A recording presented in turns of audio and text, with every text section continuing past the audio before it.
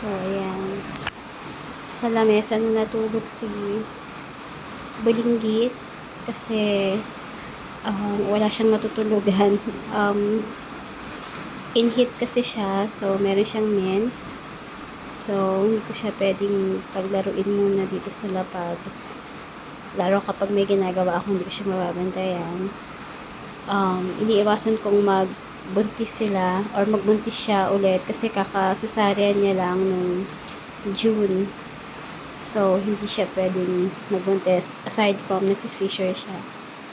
Tapos, yung mga boys ko naman, ayan, kagaya ni Bududuts, hindi muna talaga siya lalabas ng cage. Kahit pa makataas si Yafa, hindi talaga siya pwedeng lumabas kasi gumagawa ng paraan para maano niya si Yafa. So, yan, tulog silang lahat, umuulan. Ayan. So, yan. Tapos, siguro sa ngayon, ganyan muna sila.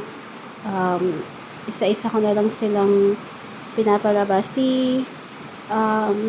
Yung may tumor si Laila, bale, hindi mo na rin siya nakakalabas kapag may ginagawa ako kasi inaaway niya rin yung Bulinggit. Ayan, si Bulinggitin.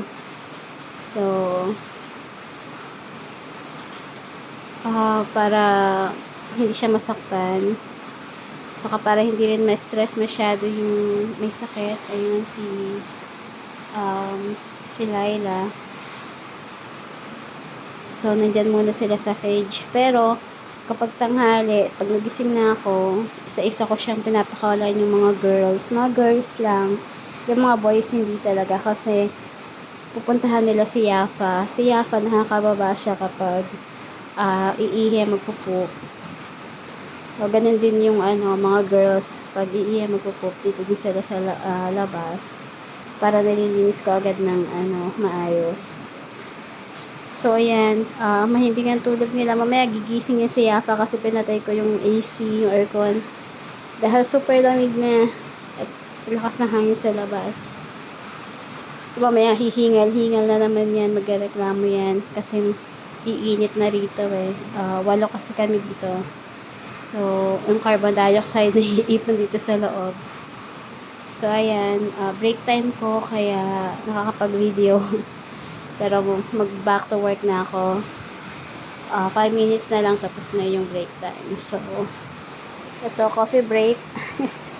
Coffee lang muna. So, ayan. Yan po ang update sa ating mga baloncho. Hindi ako masyado nakakapag-update dahil medyo busy talaga nitong nakakaraan.